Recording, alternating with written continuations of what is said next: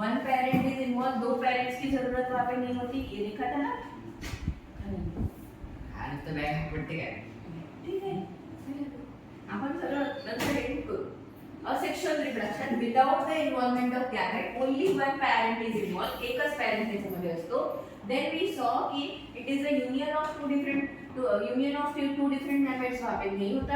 Absence of genetic recombination, no, there is no genetic recombination. That is why we also studied that if there is a drawback, there is no variation or there is only uniparental reproduction, so there is no genetic recombination.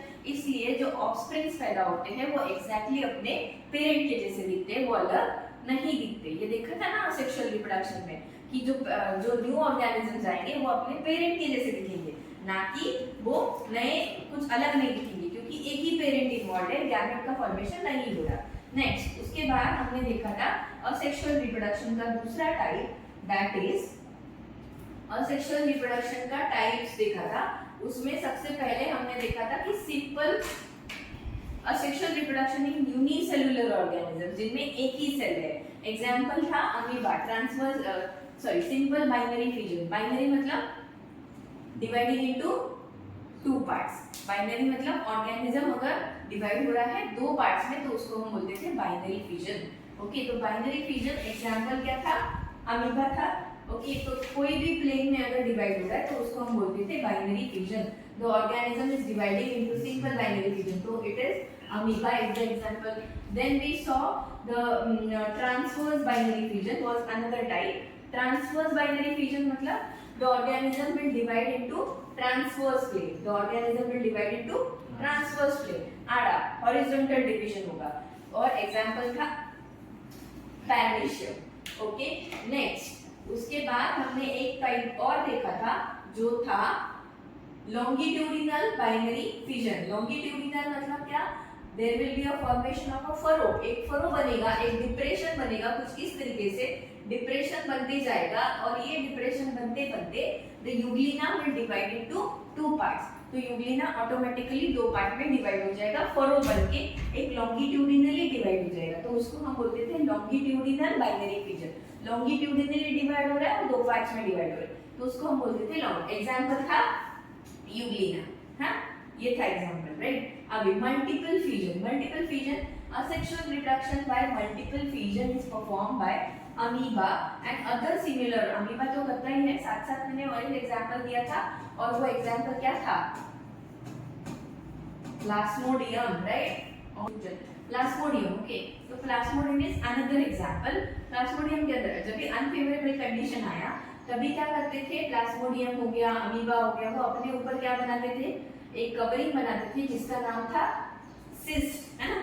Cyst बनाते थे और उसका multiple nucleus division होता था, multiple times nuclear divide होता था, and divide होने के बाद वो रप्चर होके ये न्यूक्लियस बाहर आके नए और ज्यादा अच्छे प्लाज्मोडियम बनते थे. तो एडवर्स कंडीशन में ये होता था, अनफेवरेबल कंडीशन के अंदर ये होता था. तो many nuclei are formed by repeated nuclear division in the cyst. It is followed by cytoplasmic division, or cyst will break open the arrival of favorable condition and many amibulae are released. तो उससे जो amoeba के case में many अमीबुले, अगर Plasmodium है तो बहुत सारे प्लाज्मोडियम रिलीज होंगे. तो अनफेवरेबल कंडीशन में सिस्ट का फॉर्मेशन होता था ऑर्गेनिज्म के ऊपर, क्योंकि अनफेवरेबल कंडीशन है, अंदर टेम्परेचर वगैरह का असर नहीं होना चाहिए, और उसके बाद सिस्ट रप्चर होके न्यूक्लियर मल्टीपल टाइम्स डिवाइड होके सिस्ट रप्चर होके वो ऑर्गेनिज्म बाहर आता था. बाहर आने के बाद नए ऑर्गेनिज्म बनते थे. So this was the simple example of multiple fission. Then we saw budding. Asexual reproduction का तीसरा टाइप था budding. budding मतलब एक एक्सटेंशन या आउटग्रोथ पेरेंट बॉडी के ऊपर आना, डॉटर ऑर्गेनिज्म का पेरेंट बॉडी के ऊपर ग्रो होना. That was our budding. Okay, budding मतलब क्या कि ऐसे एग्जांपल हमने देखा था कि पोटैटो के केस में भी budding होता है, हाइड्रा के केस में भी budding होता है. यहाँ पे देखो मल्टीपल फिजन का यहाँ पे दे रखा है उन्होंने, वो तो रेफर करोगी. बडिंग यहाँ पे दे रखा है कि budding, see this is a parent yeast cell. Yeast के केसेस में भी हमने बडिंग लिखा था. This is a parent yeast cell, उसके ऊपर एक आउटग्रोथ, एक एक्सटेंशन टाइप्स का आ गया है, राइट. एक एक्सटेंशन टाइप का आ गया है आउटग्रोथ. यहाँ पे दिख रहा है, तो ये पेरेंट है, ये पेरेंट ईस्ट है. उसके ऊपर एक आउटग्रोथ आया है, एक्सटेंशन आया है, और ये एक्सटेंशन बाद में क्या होगा, ये इससे डिटैच हो जाएगा, न्यू बर्ड ये डिटैच हो गया और नया यीस्ट बना। सिमिलरली ये भी डिवाइड, ये भी बर्ड बनेगा, आउटग्रोथ होगा और डॉटर यीस्ट। तो ऐसे बहुत सारे यीस्ट बर्ड के फॉर्मेशन में, बर्ड मतलब एक्सटर्नल आउटग्रोथ, ठीक है, उसकी फॉर्म में आएंगे। तो ये था बड़ी का एग्जांपल। फिर उसके बाद हमने देखा फ्रैगमेंटेशन। फ्रैगमेंटेशन मतलब छोटे छोटे टुकड़ों में ऑर्गेनिज्म डिवाइड, ऑर्गेनिज्म का डिवाइड होना, that is fragmentation. This type of asexual reproduction offers in multicellular organisms. Multicellular organisms. In this type of reproduction, the organism breaks up into many fragments. तो एक parent organism के टुकड़े टुकड़े टुकड़े multiple times होते थे, and each fragment starts to live as an independent new organism. मतलब ये मान लो प्लेनेरिया है, दिस प्लेनेरिया रीजनरेशन के अंदर लिया है, इसको जाने दो। फिर इसको फ्रैगमेंटेशन के अंदर स्पाइरोगायरा का एग्जांपल दिया है।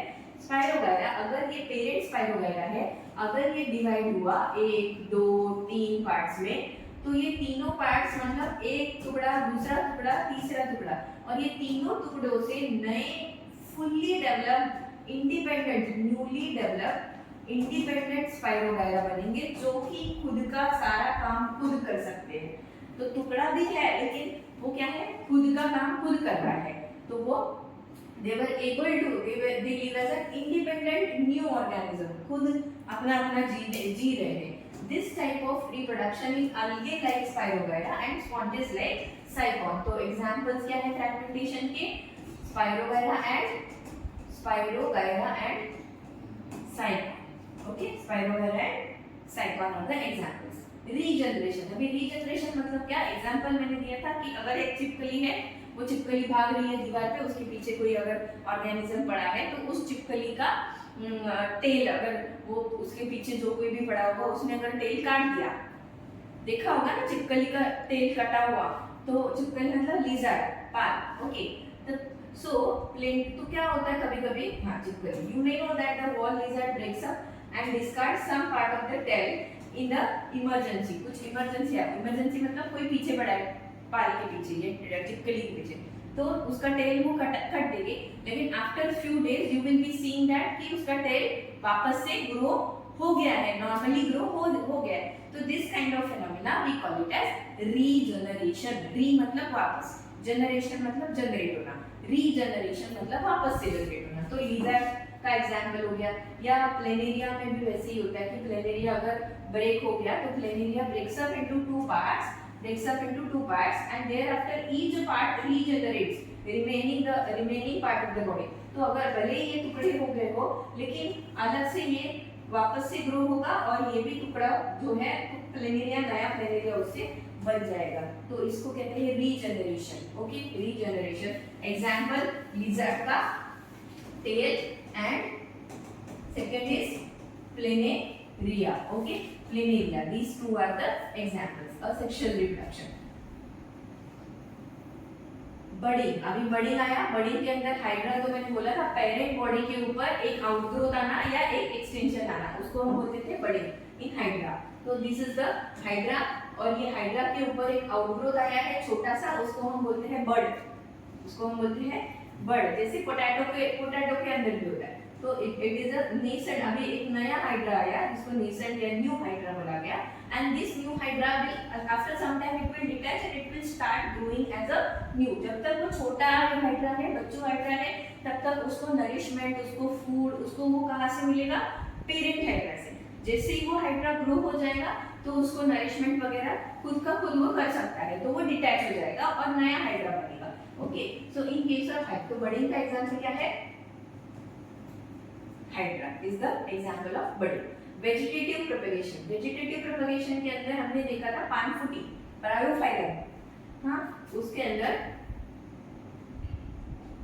Okay, vegetative reproduction in plants with the help of vegetative parts like root, stem, leaf and the bud is called as vegetative। Potato हो गया, पोटैटो के ऊपर आईज आते हैं, जो बर्ड आते हैं ना व्हाइट कलर के, उसको हम आईज, डोळे म्हणतो, eyes present on the tuber, whereas Bryophyllum it is perform with the help of birds on the leaf margin. तो ब्रायोफाइटम के ऊपर छोटे छोटे से नए लीफ आ रहे हैं, दिख रहा है आपको, नए लीव्स आ रहे हैं, तो it is on the leaf margin, तो that is called as vegetative propagation. In case of plants like sugarcane, grasses, vegetative propagation occurs with the help of birds present on the node. तो node के ऊपर sugarcane का structure देखा होगा, ऐसा होता है ना, तो इसके ऊपर भी बर्ड आते हैं और नया sugarcane ग्रो हो सकता है, ऐसा हमको दिखाई, ऐसा वो बोल रहा है, हमको तो नहीं देखा कभी।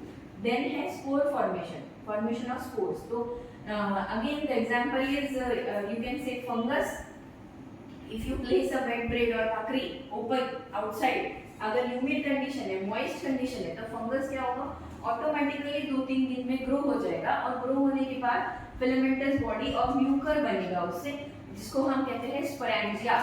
तो स्पोरेंजिया बाद में बर्स्ट होंगे, this is a piece of bread जिसके ऊपर फंगस ग्रो हुआ है, बुर्शी। Okay, so burshi, if you take microscope, if you look at the microscopic structure of fungus or burshi, you will be able to see कि ऐसे filamentous thread है और ये hyphae है और इसके ऊपर ये spores है, और इसके अंदर भी capacity है कि ये अगर spores burst open हो जाए तो ये नए spores से नए फंगस और बने, इसके अंदर भी छोटे छोटे रहेंगे। तो अगर once the spores are formed, the sporangia will burst and the spores will be released. इसके अंदर से क्या आएंगे, spores, और spores बाहर आएंगे। Spores will germinate in the moist and warm places and new fungal colony is formed. तो ये जो spores है वो burst out हो जाएंगे, वो open हो जाएंगे और उनसे नया fungal colony बन सकता है। तो spore formation is also responsible. It is also a type of asexual reproduction. Okay, ठीक है, stop.